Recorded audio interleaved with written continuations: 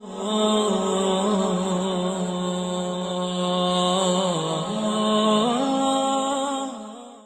سے گزارش ہے کہ حدیثوں کو مکمل سنیے گا، کیونکہ یہ نیک کام آپ کے ساتھ آپ کی قبر میں جائے گا۔ ہم 2 یا 3 گھنٹے کی مووی دیکھ سکتے ہیں، کیا ہم صرف 10 منٹ اپنے اللہ اور نبی صلی اللہ علیہ وسلم کو نہیں دے سکتے؟ ہدایت القاری شرح صحیح البخاری جلد نمبر 1 حدیث نمبر 45۔ اعوذ باللہ من الشیطان الرجیم، بسم اللہ الرحمن الرحیم۔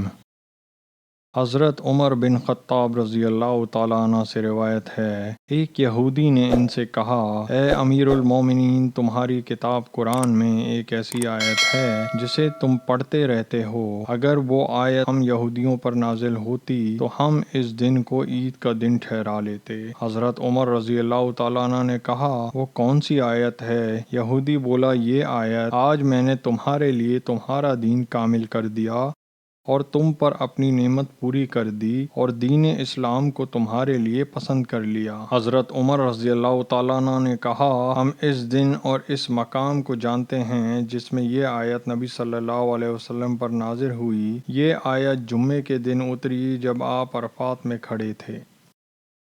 ہدایت القاری شرح صحیح البخاری جلد نمبر 1 حدیث نمبر 46۔ اعوذ باللہ من الشیطان الرجیم، بسم اللہ الرحمن الرحیم۔ حضرت طلحہ بن عبید اللہ رضی اللہ تعالیٰ عنہ کا بیان ہے کہ اہل نجد سے ایک شخص پراگندہ منہ بال رسول اللہ صلی اللہ علیہ وسلم کے پاس آیا۔ ہم اس کی آواز کی گنگناہٹ سن رہے تھے مگر یہ نہ سمجھتے تھے کہ یہ کیا کہتا ہے، تاکہ وہ نزدیک آ پہنچا تب معلوم ہوا کہ وہ اسلام کے متعلق پوچھ رہا ہے۔ رسول اللہ صلی اللہ علیہ وسلم نے فرمایا، دن رات میں 5 نمازیں ہیں۔ اس نے کہا، ان کے علاوہ بھی مجھ پر کوئی نماز فرض ہے؟ آپ نے فرمایا، نہیں، مگر یہ کہ تو اپنی خوشی سے پڑھے۔ پھر رسول اللہ صلی اللہ علیہ وسلم نے فرمایا، اور رمضان کے روزے رکھنا۔ اس نے عرض کیا، اور تو کوئی روزہ مجھ پر فرض نہیں؟ آپ نے فرمایا، نہیں، مگر یہ کہ تو اپنی خوشی سے رکھے۔ حضرت طلحہ کہتے ہیں، رسول اللہ صلی اللہ علیہ وسلم نے اس سے زکوٰۃ کا بھی ذکر کیا۔ اس نے کہا، مجھ پر اس کے علاوہ کوئی اور صدقہ بھی فرض ہے؟ آپ نے فرمایا، نہیں، مگر یہ کہ تو اپنی خوشی سے دے۔ حضرت طلحہ نے کہا، پھر وہ شخص یہ کہتا ہوا پیچھے ہٹا، اللہ کی قسم میں اس سے زیادہ یا کم نہیں کروں گا۔ رسول اللہ صلی اللہ علیہ وسلم نے فرمایا، اگر یہ سچ کہہ رہا ہے تو کامیاب ہو گیا۔ ہدایت القاری شرح صحیح البخاری جلد نمبر 1 حدیث نمبر 47۔ اعوذ باللہ من الشیطان الرجیم، بسم اللہ الرحمن الرحیم۔